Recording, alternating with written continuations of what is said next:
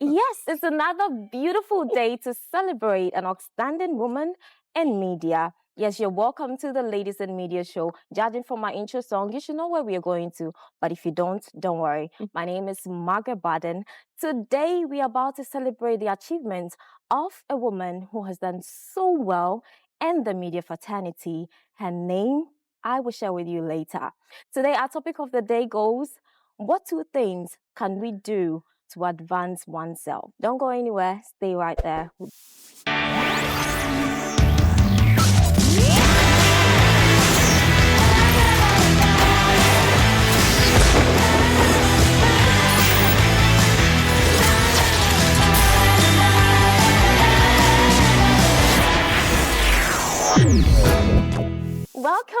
Welcome back to the Ladies in Media show, where we celebrate the achievements of women in media. My guest will mesmerize you. Judging from everything that is going to happen today, you don't want to miss anything that we are going to do right here on the Ladies in Media show. She is a producer, a presenter, an event host, a mother, an entrepreneur, and a singer. Wow, she wears many hats. Wow. Ladies and gentlemen, will help me welcome Miss Kukui. Hi, Margaret. Thank you. Thank you for having me on your show. Thank you for gracing this show for us. Thank you. Okay, I'll give you a B- on your song. I'm just kidding. On the introduction, no, I'm just kidding. You actually did really well. Oh, really? Yeah, I wasn't expecting that. Okay, maybe it's my audition tape. I actually want to be you want to be part of yes, the band Kukui? I want to be part of your band. So that was a strategy for me. Oh, I see. All right, so we will add you. The next auditions will call you. Great. To come and sing in person. I would really love to. I would really love to. Awesome. It's so wonderful to see you here. It's lovely to meet you too. I'm so glad you're here today. Let's have a good chat. Now, I'm on the other side today, so I'm not hosting. You're hosting me. How are you? I'm well. Thank you. Okay. Why classical music? Like a young Black girl, growing up. Why, or did you just go to music school and you fell in love with classical music, or you actually went there focused that you want to do classical music? No, I had no intention of becoming a classical musician or musician at all. So I always say that music found me or music chose me and not the other way around. I mean, I'd always had a love for music, but never did I think I would become an opera singer of all things, you know.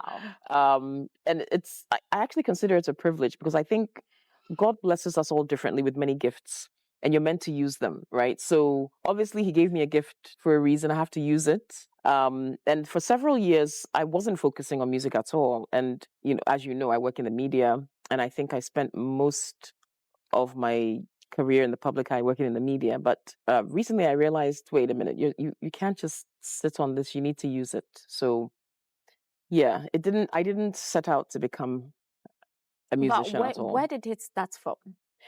I think the transition point for me was university in the US, where I was supposed to be studying political science and becoming a lawyer. And I ended up becoming a music major, studying music and pursuing it to master's degree level. So that's where it really started for me, I would say. I'd sung it before, in school choir and all of that, but... So where did the love come for the classical music, doing opera? Interestingly, when you're studying music and voice, where I studied, you study classically. And I think for some reason, my voice just naturally goes in that direction. There are people who can sing R&B style, pop.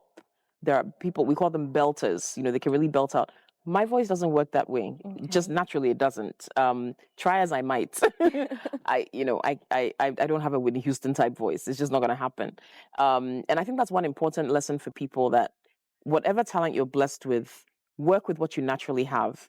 Don't necessarily try to sound like someone else. Where your voice goes, let it lead you and be specialized there, So mine just happened to go that way. It just happened to go classically.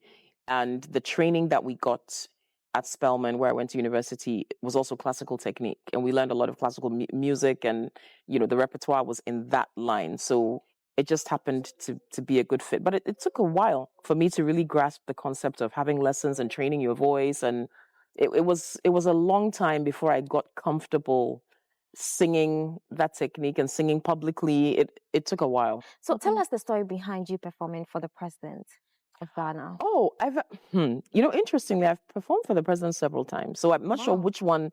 Maybe The first one, how did it happen?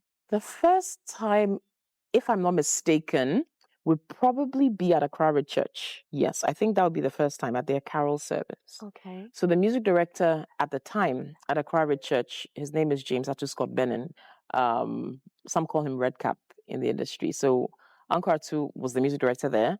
Okay. He met me through a close friend of my mom's, Auntie Ajele, who was also in the Rich Church choir, and they were preparing for their Christmas concert. And she said, "Oh, I think you should meet my niece. She sings classical music. She moved to Ghana not long ago, and listen to her." So he met me, he heard me sing, and he said any opportunity he had for me to sing, he would give me. So, as we know, the president attends Accra Rich Church. That's his church, and he was there at the carol service, and I believe he goes every year if he can. And so that's the first time I think he heard me sing. Okay.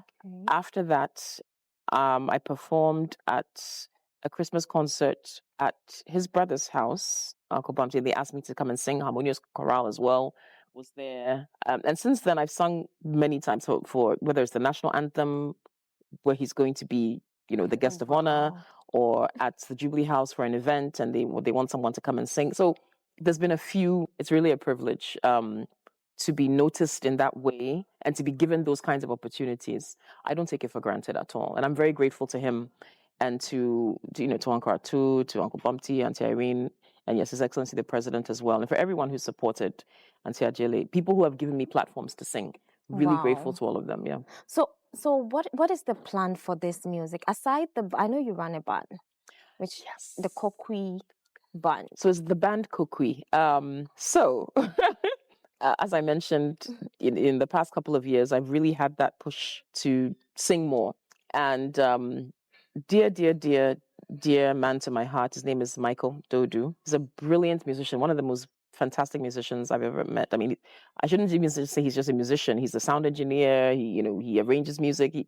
He's fantastic. Now, Michael and I collaborate a lot on musical projects, and we've done 2 Christmas concerts together, and it's called Nubian Noel.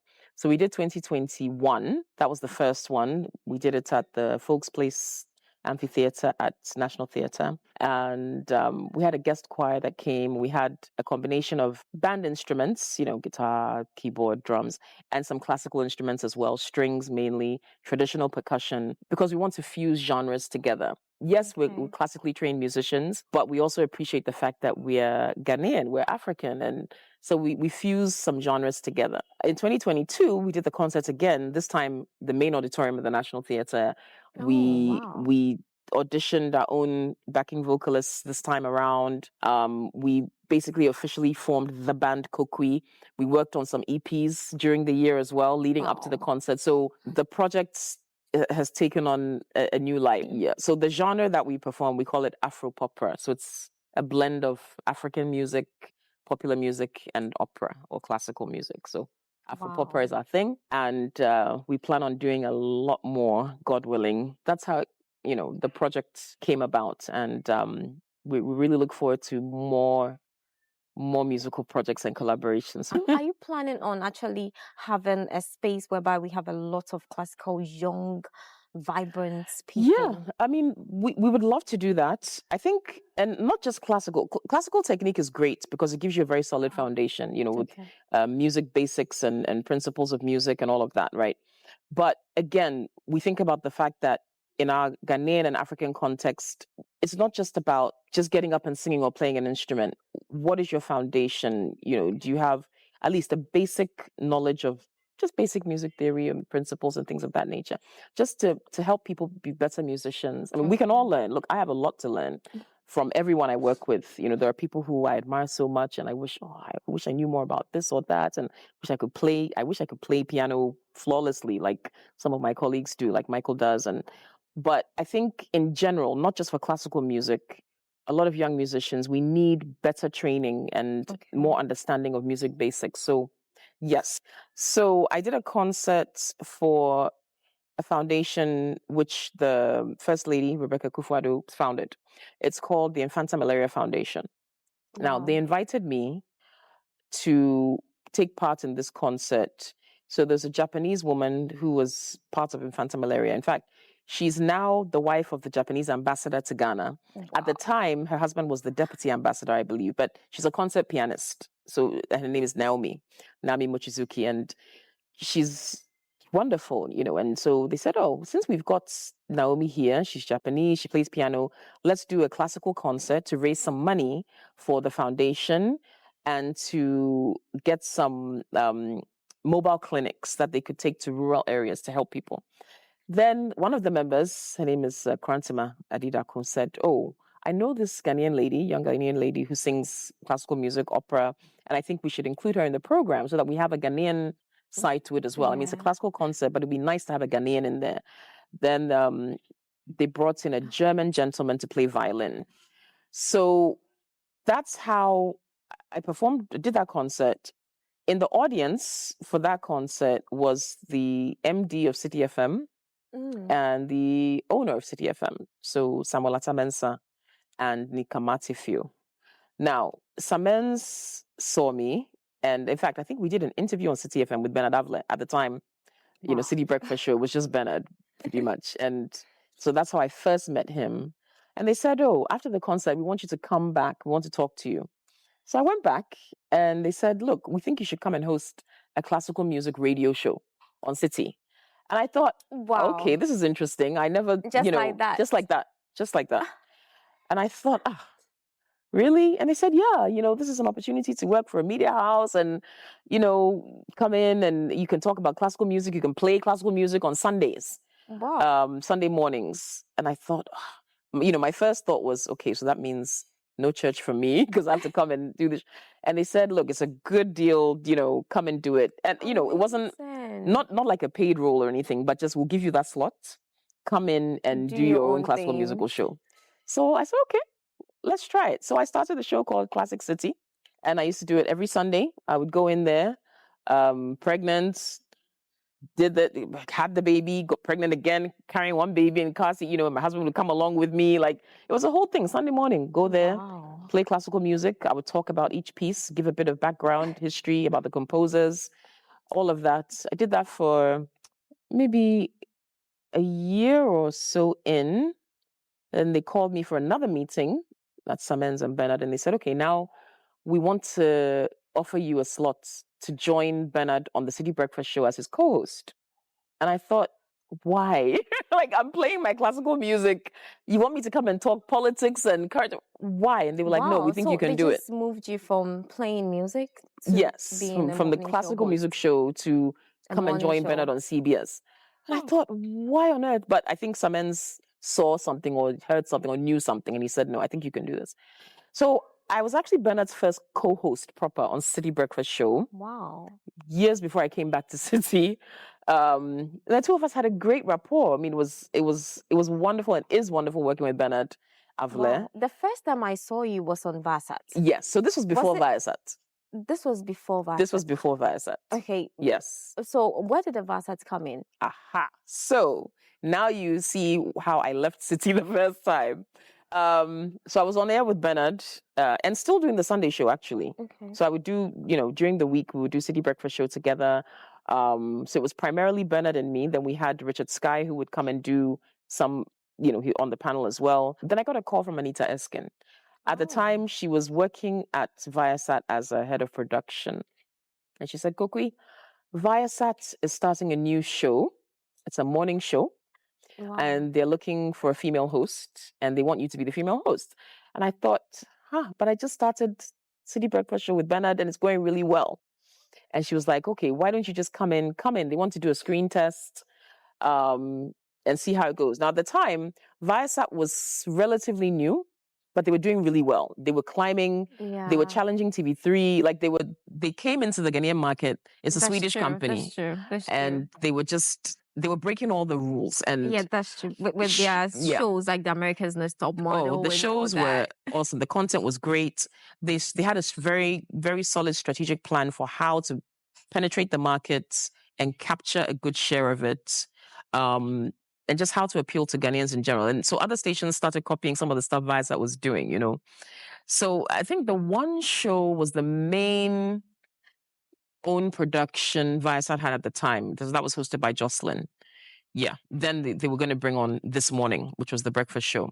So I went in, did the screen test with two gentlemen, one of whom was Patricia Megashi, who ended up being my co-host. I won't say who the other person was, but we just clicked. That was my first time meeting Patrice. Okay, I didn't know did you him. people audition together? We did, yes, we did. So we did the screen test. There were two women. I was one of them, and there were two men.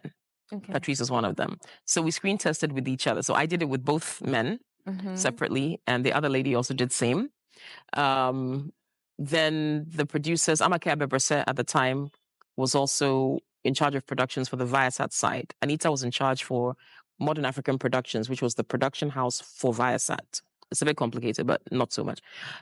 So then the CEO at the time, Charlotte Gustafson, they all decided, okay, Kukui, Patrice, that's it, we're going. So now I had a decision to make. Do I stay at City or do I go to Viasat? Because they're both breakfast shows. I can't do both. Oh, yes. But one is radio and one is TV. Yeah, but they're at the same time in the morning. Okay. Yes. So that then became the decision. Do I stay on radio or do I move and go and start We the all breakfast know what show? the decision was. We all know what the decision was. It wasn't an easy one. I'll say that because I really loved working with Bernard. I thought City was great. And I think maybe the deciding factor was not necessarily TV per se, but I think it was the chance to start something new on a station that was really blazing a trail. You know, I liked the challenge of, okay, this is a fresh show that we have to build. And for me, I saw it as a challenge, like, okay, let's build something great. And it had a good team behind it. And as we know, it became the #1 morning show. And Yes, we were so proud of that. So that's how I went to Viasat. And you guys were quite a pair. I felt like you guys knew each other. Like I you know. guys vibe. It's like everyone thought we knew each other before the show. Some people thought we were a couple, which no, we are not. So we never were. But we're still very good friends to this day. So yeah, whenever we get together, it's like we're back. Yeah. So how has the experience been for you so far? Working in the media? Yes.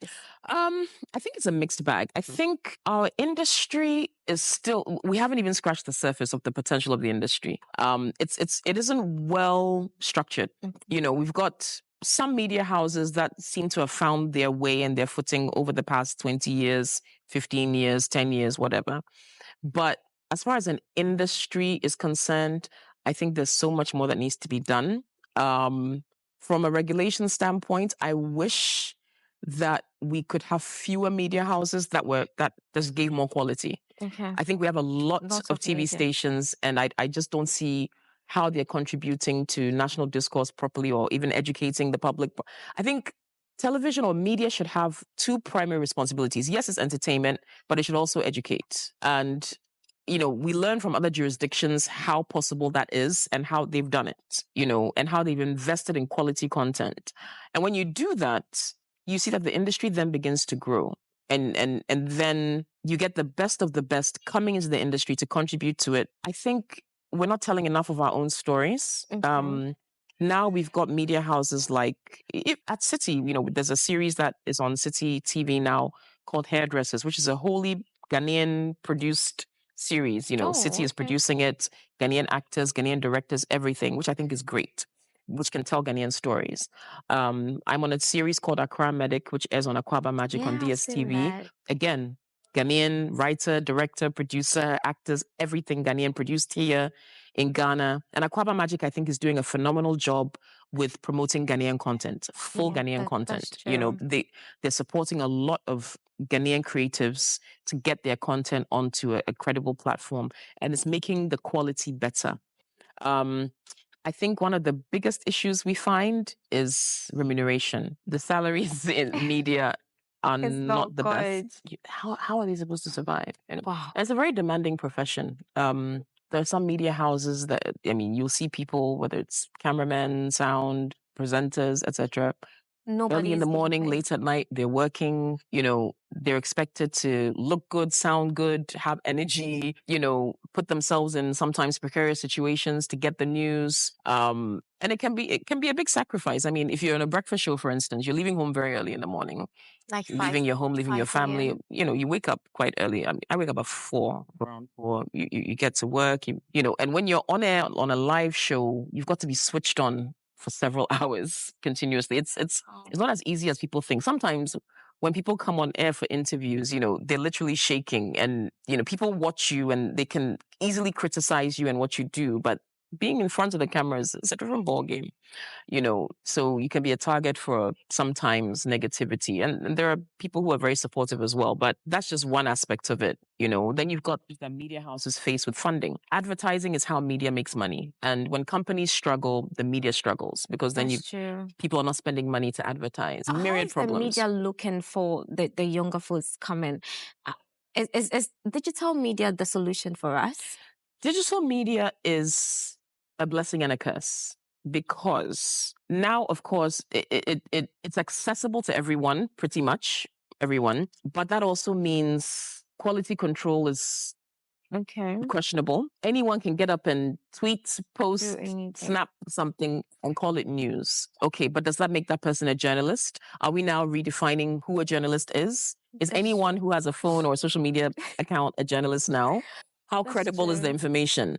Some media houses even do rely on that for information, but then we are the ones who have to now go and do the proper work to verify. Okay, somebody tweeted this. Is it true? You now go and verify. So you may not always be the first to break the news, but you have to be accurate because of Correct. credibility. Otherwise, your credibility is shot. But the individual who went to post it, they don't really have that risk. They can post something that's a rumor. Okay, if it's false, they'll come and tweet, oh, sorry, I got it wrong. And they keep moving. As a media house, the minute you do that, you are bashed up and down. Like, how can you, a reputable media house like you, how can you post something like this? But at the same time, you have to play the social media game to stay relevant. So you've got to have your website, your social media platforms where you also spread news, but you've got to be so careful what you post, right? So there's that threat of social media overtaking traditional media as far as how people consume news. So newspapers are suffering. Radio and TV, I mean, yes, they're still in the game, but TV, I think probably more so than radio, is suffering a lot because people watch things on their phone now. Yeah. Everything is in the palm of your hand. You're on the go. You've got, oh, what's on Twitter? What's trending? Okay, that's what's going on in the world. I'm done. There are still people who might buy a newspaper, but So where did the acting come in? there was a series called An African City, which was created and directed by Nicole Amatefio, who's a Ghanaian director, writer. She's actually doing some writing on some American TV series now. Nicole's amazing. So Nicole came up with this show. It was a series about African women who had returned to the motherland. So they're returnees. And so they've come back to Ghana, which they're supposed to be, I think one is supposed to be like East African, one is supposed to be maybe Nigerian, one is supposed to be, but they're 4 friends and one is Ghanaian, the main character. Now, these 4 friends have come back, they moved back home, and they come with all their Western influence coming back to Ghana and adapting to being back in Ghana. So that's what the whole series is about. She said, oh, Kukui, there's a role in this series I'm doing. I'd love for you to be in it. And the role was like playing the girlfriend of the main character's ex-boyfriend. Yeah. So that was actually the first one I did here, An African City. And it was a series. So that was interesting. Then came Sky Girls. Then came Accra Medic, which I'm currently on, which is the medical drama on Aquaba Magic, the first Ghanaian TV medical drama. And I play an obstetrician gynecologist called Dr. Ayana Azuri. Yeah, that movie is very nice. The series. I think Accra Medic is great. They did a great production. Yes, that's Revel Films. Awesome. Emmanuel and Julia Pia and the whole team. Yeah. What have been some of your challenges? I know in trying to thrive in the various aspects of your life, you've done literally everything. I think I haven't done everything, and I think there's more to come. But I think the biggest challenge is balancing. Okay. At any point, something will give. You can't. I mean, some people say, "Oh, can you have it all?" I say no. I say, okay, not all at once. Okay. And I think because of that, the biggest thing that has probably suffered is my family. It takes me away from my husband, my kids, and then finding time to juggle everything and do it well. So there are some points in the year where I'm laser focused on getting ready for the Christmas concert because it's a lot of work and rehearsals, but then it takes me away from home a lot. Sometimes we have all night rehearsals or long ones, and I'm stressed, and so I think just the balance, the work-life balance, and trying to have enough time for everything. And when you're a creative, there's always something new you want to try and do. So yeah, that's probably the biggest challenge. And then of course, making enough money so I can chill and retire and relax and enjoy, Charlie, the foreign celebrities, there's a reason they make that much money. Because when you're creative, you put so much into what you do. And people don't understand that there's a lot of preparation that goes into our final product. So as you're sitting here, you're hosting this show. Okay, you have to practice even being a host, what questions you're going to ask, do some research. Even the way you look, you've got to get your right outfit together, your hair. So they see you sitting here, okay, she's just come to talk for 30 minutes and go. They don't see that you had to assemble a crew. Everybody's got to be paid. So when you're charging for maybe hosting an event and they say, hey, but why should we pay you this much? Well, you should pay this much because she's trained. She's taken time to prepare for this. And this is years of preparation. But they see it as, but you're just coming to do something for 30 minutes or 1 hour and go. No, pay creatives properly, please, people. Please, we need to be paid properly. That will also help, because now it's like people don't really respect creative professions because they think, anyone can get up and do it, without realizing that there's training and preparation and a lot of time and effort that goes into creative production. So yeah, pay us well. Is it that in our part of the world, they don't really value it that much? I think for some reason, yeah. And I think that's a function of somewhere along the line, we lost an appreciation for art. Somewhere along the line. I don't think I think in the past, people used to value the art a lot more. And when you talk to people like our parents' generation and maybe just after that, some people who are a bit older than me, they'll tell you that, look, they used to study music in school.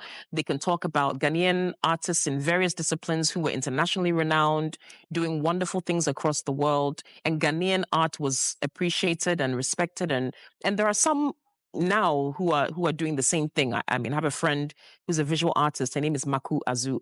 This woman is selling paintings all over the world and making hundreds of thousands of dollars on one.